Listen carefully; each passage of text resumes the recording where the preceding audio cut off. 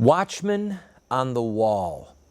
They're the ones that cry out when the enemy is approaching, the ones that cry out for warning to those inside the wall, and those who reach down to those in the gate. How would you like to be a watchman on the wall?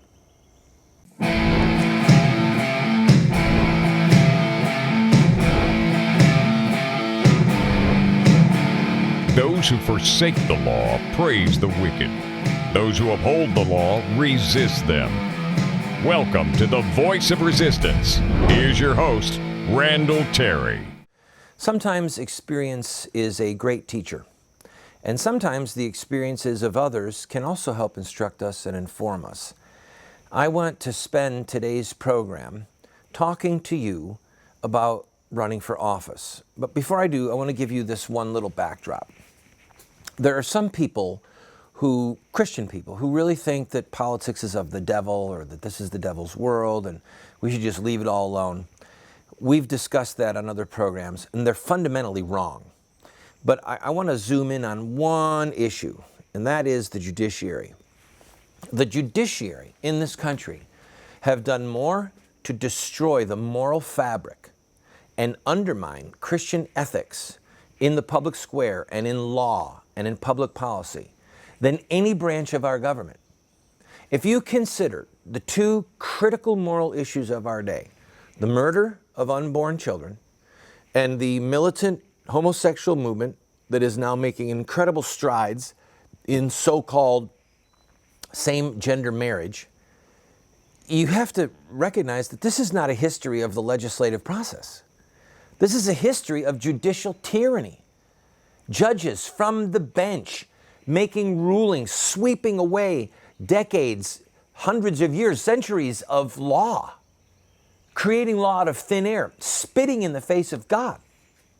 And I would say that if the Christian religion is true, which it is, then it's a very strong possibility that some of these judges are under the guidance of demons. Might even be demon-possessed. I don't know. I could be going out on a limb. But when a judge or a group of judges concocts the idea that two people of the same gender could be married, or that a human being, a living, innocent little boy or little girl, could be ripped out of his or her mother's womb and their bloody remains thrown into a garbage dump, I'm just saying it's possible that that judge is influenced by some really dark forces that come from the pit of hell, okay? The day of judgment will sort it out, I'm sure of that. And some of these judges will have their very own special private room, really close to certain wicked demons in the lake of fire. But I digress. May God have mercy on them. Perhaps the worst part of that whole scenario, just to take a recent decision. If you look at Massachusetts, for example, or Vermont, those two states ended up being at the vanguard of the so-called homosexual marriage movement. The minute those decisions came down, and the minute that those judges told the legislature, you're going to create this at our order, the legislature should have turned around and impeached them. The end. The end. But the politicians that were elected by the people did not have the moral fiber, did not have the moral compass, and did not have the courage to do what their duty was. We are not a slave people. I mean, we're behaving like one. But when these judges make these ridiculous, ungodly, hell-bent decisions, it is the right, it is the duty of the people to overthrow such forms of government. I'm quoting from the Declaration of Independence. You don't even have to overthrow the government. All the elected officials have to do is impeach those judges. And the reason I want you to focus on this for a minute is because it's so critical that we have the right people in office to throw the right or the wrong judges out of office. If the people in Massachusetts who had elected their officials, if their elected officials had done their job, or the elected officials in Vermont had done their job, then the so-called homosexual marriage movement would have been just stopped in its tracks. Because other judges around the country who've been making these ridiculous rulings would have seen, all right, I'm not going there. I'm not going there. So as we talk today about running for office, I will focus again on federal politics, but I also want to focus on state politics, because if you have people in state assemblies and state senates that will uphold the Constitution of the United States, the Constitution of their state, and the laws of the United States and their state, we could rid ourselves of these godless tin pot dictators, judges, that are the ones that are destroying our country. And most of them are not elected. So let's utilize our elected officials to throw the tyrannical bums out. I'll be back with more on being a watchman on the wall, and perhaps you running for office.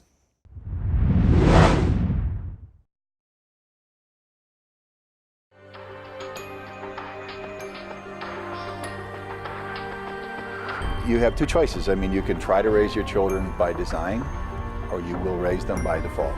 There are no perfect parents. We're going to get it wrong sometimes. If we have a plan, we've got a better chance of getting it right in the long run. There is something deep within the heart of every human being that longs for parental acceptance and approval. When does a boy become a man? Get a group of guys around and ask them that question. I don't think there's a certain age. Some men stay boys their whole life. I would say, 16, 18 years old. Wow, that's a good question. When they get bar mitzvah. Well, I think when he has a child. So I just became at 56, 56 years old. Without the power of the Holy Spirit changing us and giving us power over our sin, we can't hope to be the dads that our kids need us to be.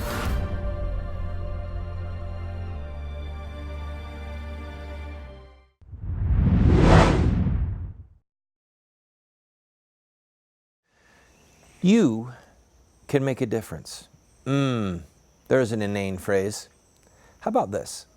You can rise up above the level of, I don't want to insult you, but the level of maybe mediocrity to which people around you are trying to force you to remain at. You can rise above that. You, if you'll offer yourself to God, if you'll take up your cross, if you'll say, Lord, here am I, send me.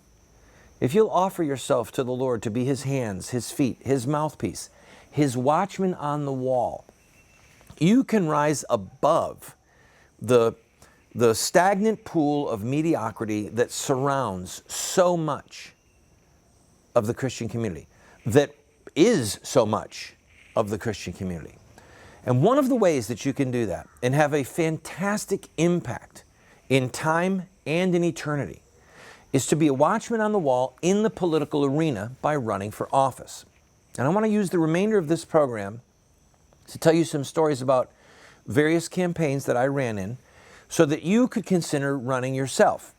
And if you are watching on television and you want to see this episode again, go to our website, voiceofresistance.com, and study this one and study other episodes that deal with how to be a public advocate, how to do a press release, how to do a press conference, how to get media coverage in your area.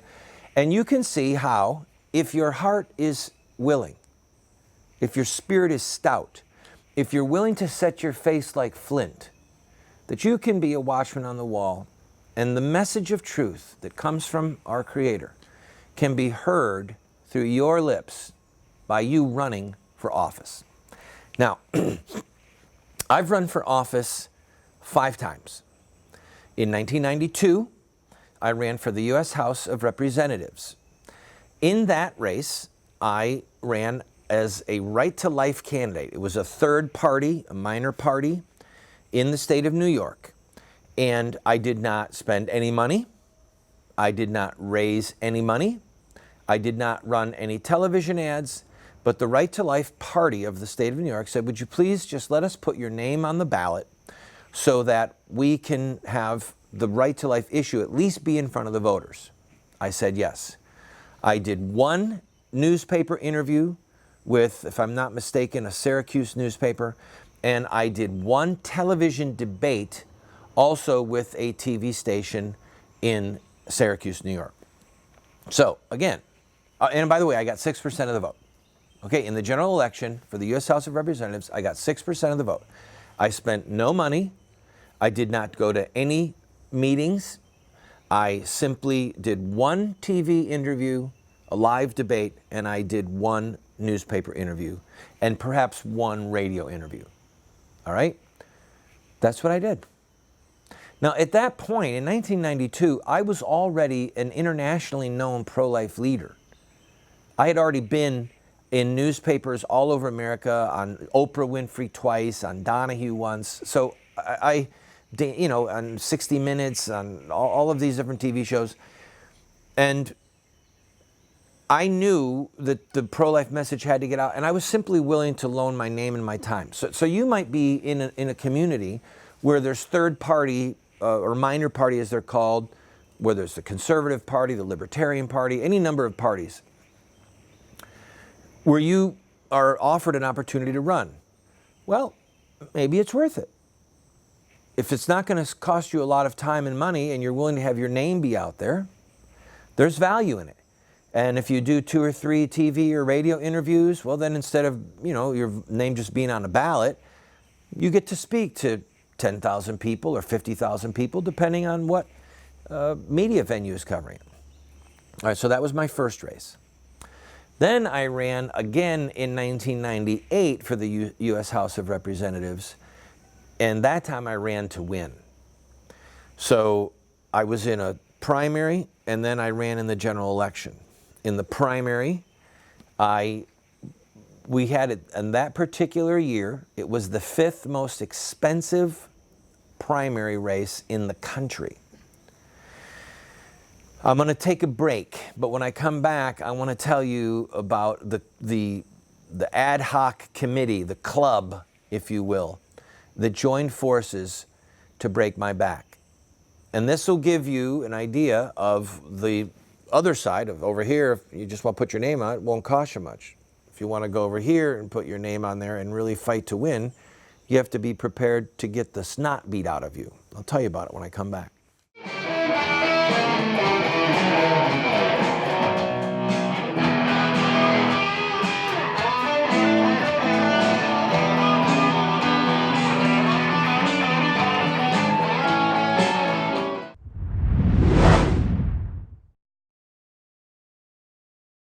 Do you want to get America out of the hands of wicked and unjust men and women who are destroying the republic before our eyes, and put leadership back into the hands of righteous men and women so that we don't die as a nation?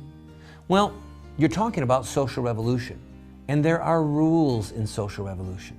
We can look at the victorious social revolutions of the past, such as the end of slavery, the end of child labor, women's voting rights, the end of segregation, and so much more, and learn from their victories. Look at their actions, their images, their rhetoric, their sacrifices, and their final fruit. We will send you this series that originally cost $129, 7 books for students, 1 teacher's guide, if you'll give a gift of any size and just pay for shipping and handling. Take advantage of it today.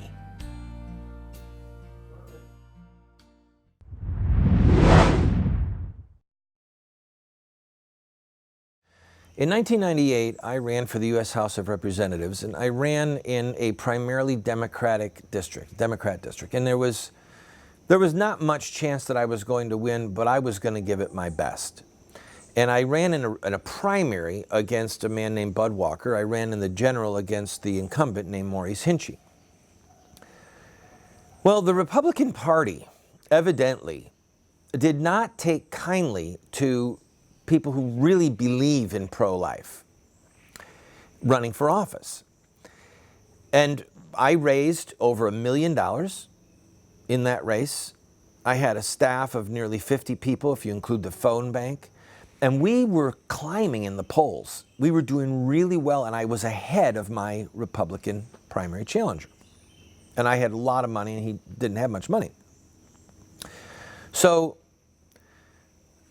Governor Pataki of New York, Governor Weld of Massachusetts, Governor Christie Todd Whitman of New Jersey, and Governor Wilson of California all of them Republicans. I repeat, all of them Republicans, all of them supporters of baby killing. They created what they called the Republican Leadership Committee. And they proceeded to raise a significant sum of money. I don't know if it was $250,000 or $500,000. Meanwhile, Maurice Hinchey had people like Barbara Streisand and Robert Redford writing fundraising letters for him against me, decrying me as a potential House member, as a pro-life Republican. So you've got Maurice Hinchey, Democrat, over here, getting Hollywood big shots to help raise money. And then you've got the Republican establishment, 4 sitting governors of some of the largest states in the union, banding together to throttle me. And throttle me they did. Oh my goodness.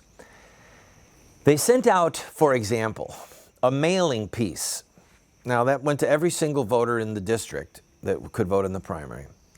And it was a picture of me getting arrested, because I'd been arrested in pro-life activity, standing next to the Oklahoma City bombing. Now you might remember that the Timothy McVeigh blew up a building. Over 200 people, if my memory is correct, were killed in that horrific, murderous act. So what do I have to do with it? Nothing. Nothing at all. But they wanted to say to the voter that I, as an advocate for the lives of innocent babies, that I was the equivalent of Timothy McVeigh and an Oklahoma City bomber. Now this was obviously an evil, sinister, damnable lie. Oh my goodness, that's what Jesus said. Blessed are you when men hate you, revile you, say all manner of evil against you falsely. Okay, this was evil that was false. But because of federal campaign laws, it's almost impossible to get somebody on slander in a federal campaign because of the First Amendment free speech. So they sent out this mailing. And then they started running TV ads against me that were similar to that throughout the district, just pummeling me, saying that I was a lawbreaker, saying that I advocated people not paying their taxes. I can't even remember some of the stuff they said. But the attack was so severe, it was a 23-day blitz, 23 days away from the primary. The rain of fire on my head began. And I dropped close to 2 points a day in the polls.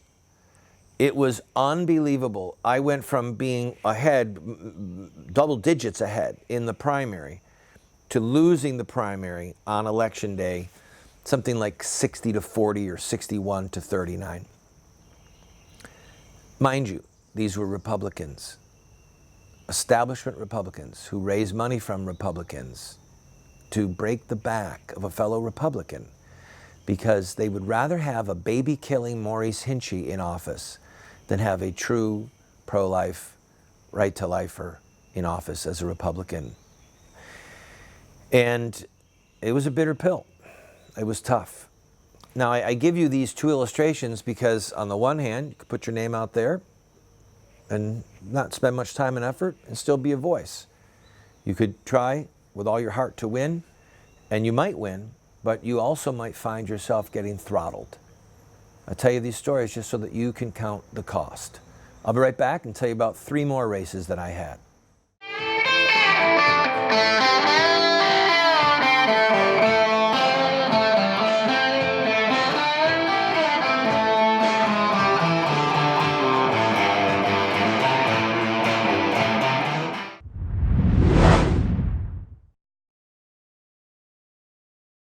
I have been a leader in the pro-life movement for 30 years.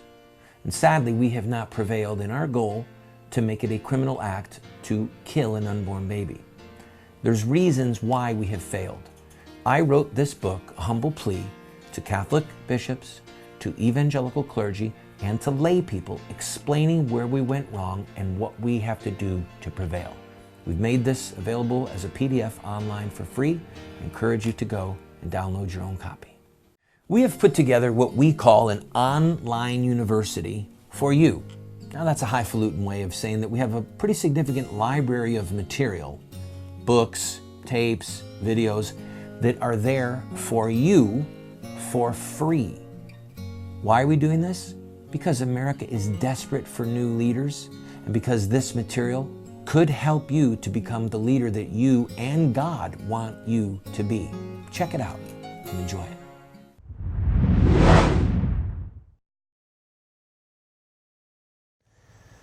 I have 3 more campaigns that I want to quickly tell you about, but I'm doing this to help you to consider running for office yourself, whether at a state level or a federal level, and to count the cost. Because depending on how you try and run, there will be a cost to pay. In 2005, you might remember that Terri Schiavo was starved to death in Florida. I was the primary advocate for the family during the 2003 and 2005 efforts to save her life. We prevailed in 2003, we lost in 2005. And we were fighting against a man named King. His first name eludes me. He was the most powerful man in the Republican Senate at the time, Jim King. And he was at the tip of the spear to ensure that Terri Schiavo was murdered. This is a Republican, pro-abortion, maniacally pro-euthanasia, killing of the weak and handicapped Republican.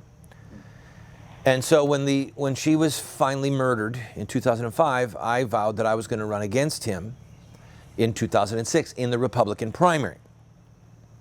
So again, we paid the filing fees to get in, and I was on the ballot, and man, I was campaigning in earnest. And they were panic-stricken because he had really high negatives. He was seen to be a crony and corrupt, and I stood a really good chance of winning.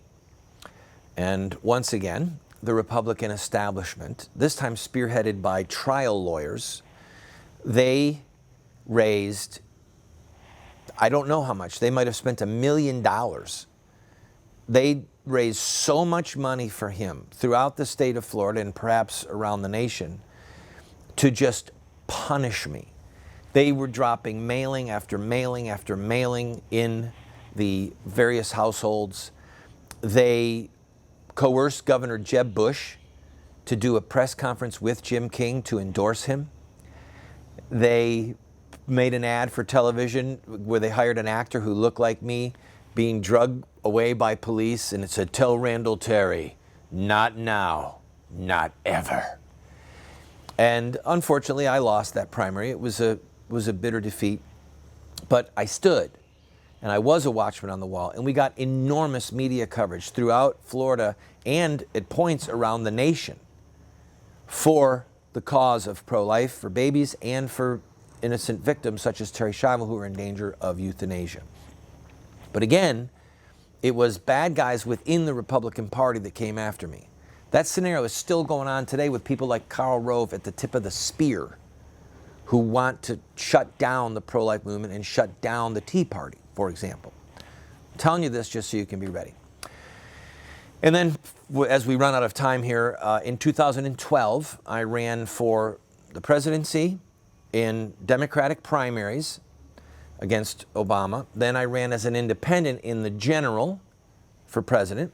And I also ran for the U.S. House in South Florida, in the Fort Lauderdale, Miami area. I was leading a team of 10 or 12 other candidates. We raised this money. None of us had a chance of winning. We were just showing ads of aborted babies and saying it is immoral and unethical to vote for candidates who support the murder of innocent children. In the general election in Florida, I think I got 11% of the vote. And in various other places around the country, I got anywhere from 3% to 30-something% in Oklahoma. So it was tough. It took a lot of time. But in that situation, I was not trying to win. I was simply trying to get our message out. And if our message is going to prevail, it's going to have to get out over and over again. And that might involve you being a watchman on the wall by running for office to lift up your voice and speak the truth for God into the souls of men.